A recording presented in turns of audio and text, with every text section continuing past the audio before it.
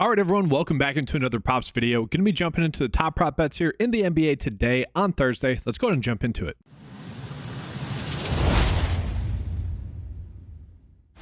So guys, yesterday, pretty good day yesterday and pretty good 3-day stretch here as well. So I always like to start off with calling that out because don't be surprised if there's a slight dip in terms of like the good bets hitting. We've been 19 for 27 here now over the past 3 days. And yesterday we were able to go 19 for 15 as a whole.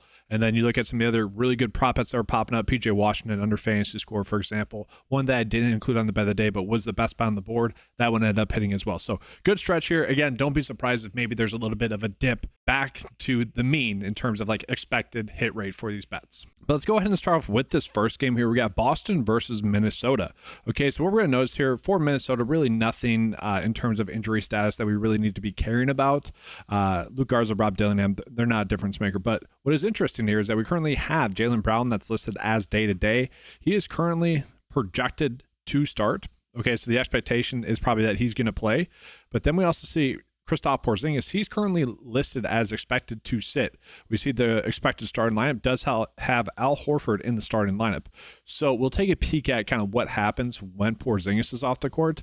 But let's just take a peek at Boston in general. Are we getting any good prop bets? And not really. A lot of them are actually favoring the under here. And I think that has to do more with the matchup with Minnesota here. And so again, I'll just pull this up here on the PrizePicks cheat sheet portion of this, but it is nice to see kind of just the snapshot of which bets are the best bets here. Derek White potentially for under his fantasy score. He's someone that does benefit a little bit with Porzingis off, but again, we'll take a peek at that in just a second. I want to see if we're getting any worthwhile bets to look at with Minnesota here, any more like deep dive bets that we should be jumping into for them. So maybe potentially Jaden McDaniels for over his points and assists potentially. I'm looking at Mike Conley here, noticing that maybe we actually want to be betting his over points and rebounds. We'll take a peek at that. So let's actually go ahead and jump on into the PrizePicks portion of the cheat sheet. And so yeah, guys, let's take a peek at Derek White here. So we are seeing kind of a mixed bag in terms of like the projection data. Average sportsbook line does like the under a decent amount here, almost 54% likely to hit. Might get a little bit less minutes here. Doesn't really matter, but he has been someone that has consistently been able to get this over. And even in the matchup against Minnesota last time out, he was able to really crush in that matchup as well, getting 44 fantasy points in that game. So, it's already not a bet that we really need to go out of our way to target with him under 54% likely to hit, but that's already a bet that I feel like I don't need to go in on. I did want to take a peek at some points prop bets for Tatum and for Jaylen Brown, so let's see those ones. So Jaylen Brown, again, currently questionable, but he is someone that does benefit a decent amount with Porzingis off the court. And Brown is someone that averages over 6 more points per 36 with Porzingis off the court. And so we look at his average projection here. That's already maybe telling us that he could get the over. We get the matchup here against Minnesota as well. He was able to get the over in that game as well, getting 29.5 points in that game. So I actually think that this would be a better like traditional sportsbook bet. Again, sleeper, Fliff, or just, more of the traditional sportsbooks. We can see Fliff here has this at minus 125. DraftKings has this at minus 115. So some decent odds out there. I don't mind those ones if you guys want to roll with those options there. But let's also take a peek here at Tatum. So Tatum is someone that averages about 5.9 more points per 36 with Porzingis off the court. So they both get a big bump. In terms of points, they both get the most bumps, the biggest bump in points. And then it's also Sam Hauser gets a pretty decent bump in his points, rebounds, and assists, just as an FYI. We are going to see that Tatum did not get the over in this game, and he did play 38 minutes in that game. So definitely interesting. Let's zoom it out, see what he's been able to do recently. Well, he's been a little bit hit or miss here. I do think it's worth calling out, though. We are seeing Bet Rivers has this at 27.5. Most of the other sites have it a little bit differently. Honestly, guys, if you are someone that has access to Bet Rivers right there, betting the under is not a terrible move because they're kind of valuing it strangely compared to everyone else. Like Hard Rock Bet, ESPN, BetMGM, they all have it at minus 115 for him to get under 26.5. So if you guys are someone that's betting on one of those sites, you could just bet him on Bet Rivers to get under minus 115. So interesting there. And then Mike Conley to potentially get over his points is not a terrible bet here, guys. Don't hate that. Let's see if we're getting any other good ones for Mike Conley. Yeah, so Mike Conley potentially over his fantasy score. These ones all have like a 50% likely to hit. And really all of these, like the data is kind of telling us it's a little bit too low. He is projected to get a little bit less minutes as well. So when we adjust it for the Vegas per minute line, so if you take the Vegas line, you adjust it for his average minutes and then times it by his projected minutes, it's a little bit lower. Okay, kind of makes sense given the matchup.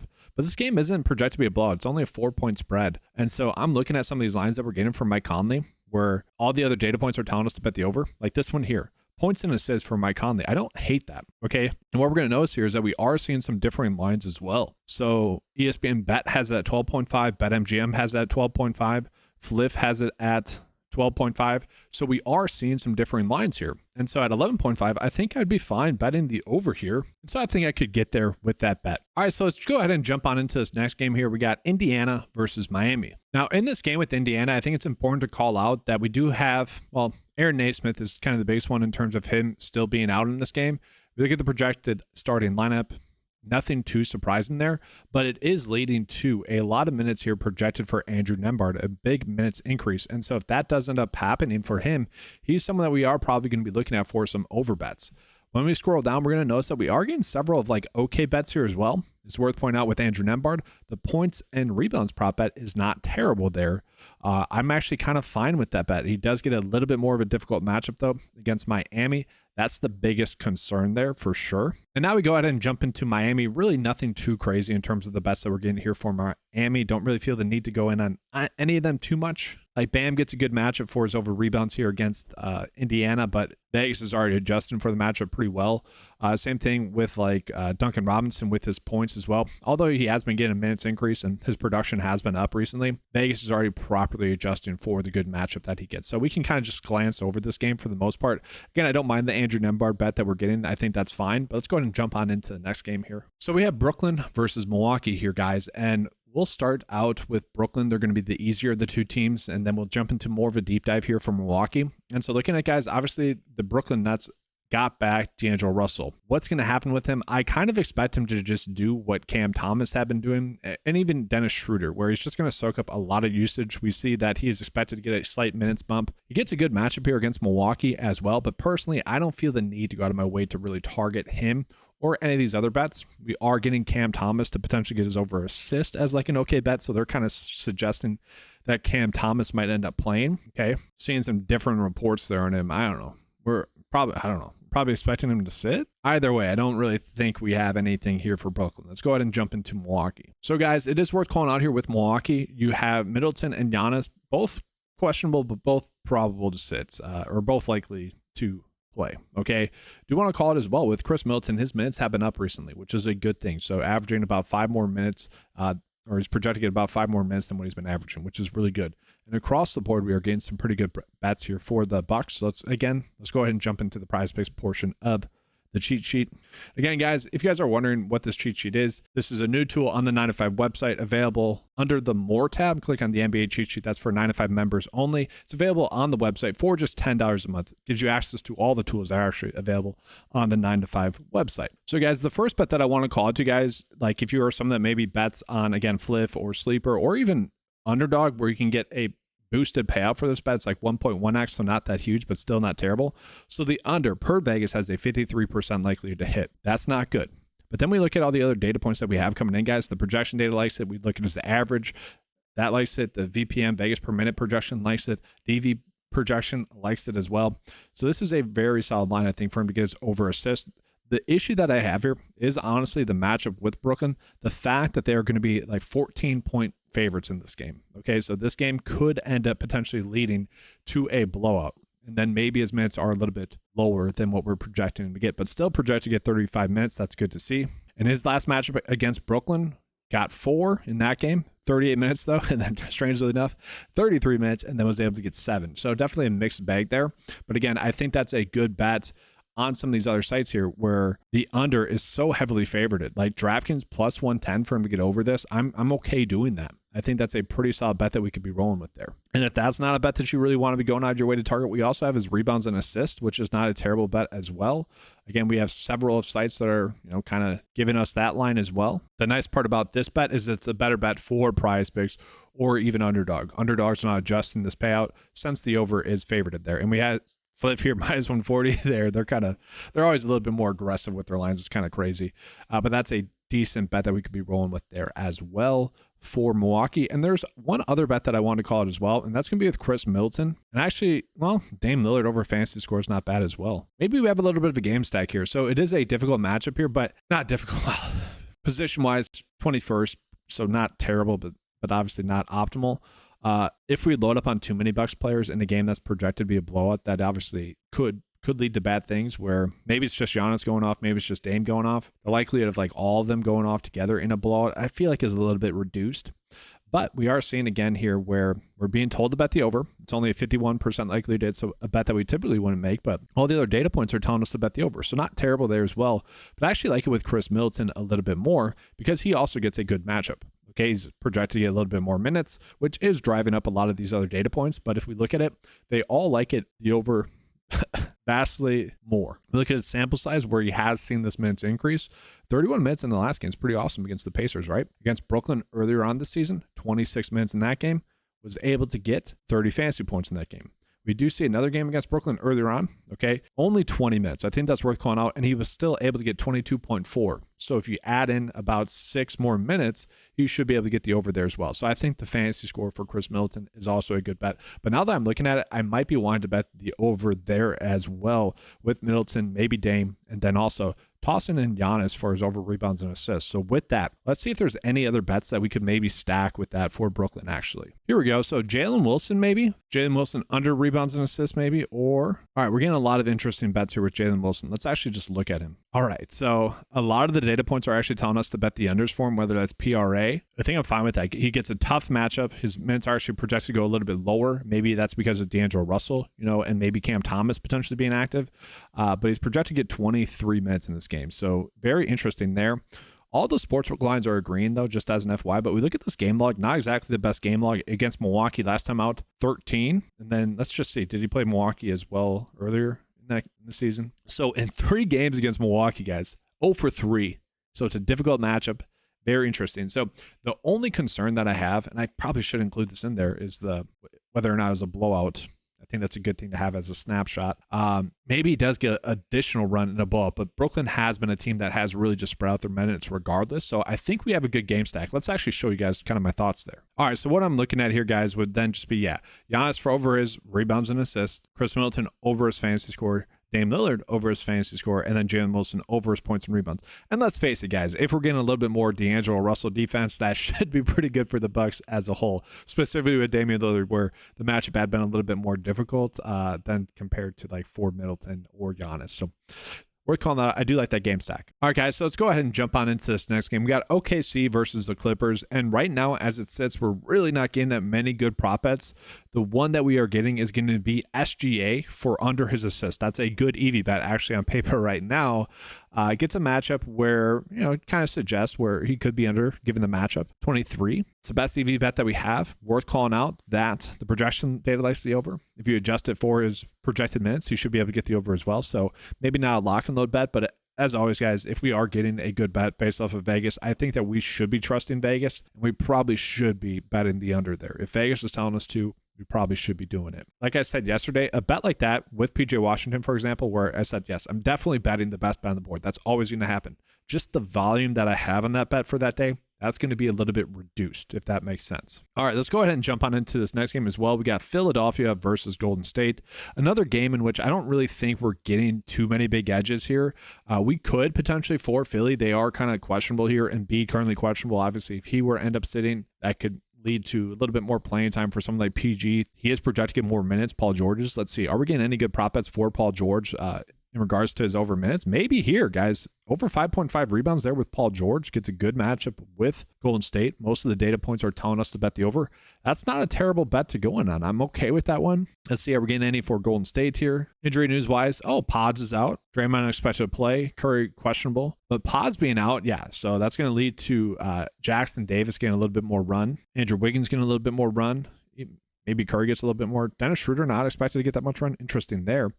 I actually think, let's see here, guys. Andrew Wiggins. This is interesting. So the average sportsbook line has this at about 26.4. And then we're being told that that's not a good bet, right? 53% likelihood. So we're probably just not betting that. But it gets a relatively fair matchup. I could see wanting to bet that over based off of his projected minutes bump, but maybe even Andrew Wiggins for over his rebounds and assists. All those data points, that's Jackson Davis there. That's a good bet as well. I want to take a deeper dive at these guys. Let's go ahead and take a peek at those two. So Andrew Wiggins, We'll see if we got any edges there. And so, yeah, guys, maybe even Wiggins points, maybe his point or rebounds and assists. Very interesting here. Points and assists could be fine. And this is based off of his projected minutes bump. So if he does not get that, he might not get this over. That's a big concern that we would have here. But again, we are seeing some interesting prop line differences here, guys, in terms of the evaluations of this. Fliff minus 135, other ones closer to minus 120. We're going to see that recently he hasn't been able to get the over, but let's actually just see here. I want to sort by project where the minutes here, right? So what we're going to notice here, guys, he's projected to get 31 minutes. Let's just round up to 32. And so what we're going to notice is when he does get closer to the 32 minutes that he's projected to get, he's gotten the over a vast amount, right? I mean, look at all this green compared to the red, right? I mean, just an insane amount more. And so that kind of points to it. If he is getting that minutes increase, he should be able to get this over. Not a terrible matchup. So that's more of a bet on those minutes being there. And I'm fine with that. This could be a bet that we make again in the game stack. Now with Jackson Davis, we are seeing some kind of differing data points coming in. The projection data does not like the over. You look at the average then adjusted for his projected minutes, still doesn't like the over. Vegas per minute slightly does. DVP projection still doesn't like the over as well. So very interesting here. We still have it sorted by minutes. And so let's kind of look at 23 minutes or so. So like right around here. Kind of, yeah, I guess it's probably closer to being right. Let's sort by game date again. All right. So interestingly enough, 29 minutes, 19, 31, 26, 23, and 26. In all those games where he has seen that minutes bump, he has gotten the over there. In all of them. Okay. So if that trend continues, obviously, then we'd like this. He gets a good matchup there as well. And so that's where I don't mind the idea. Maybe points and assists with Jackson, and then maybe Andrew Wiggins for over his points. I think that's a good game stack to go with. The issue is that with Philly, I actually didn't see any good bets to run it back with. So maybe not something you want to go crazy with. And then we jump into this last game here. We're going to have Portland versus the Lakers, a game in which could potentially be a blowout. 9-point difference here, right? That's not good.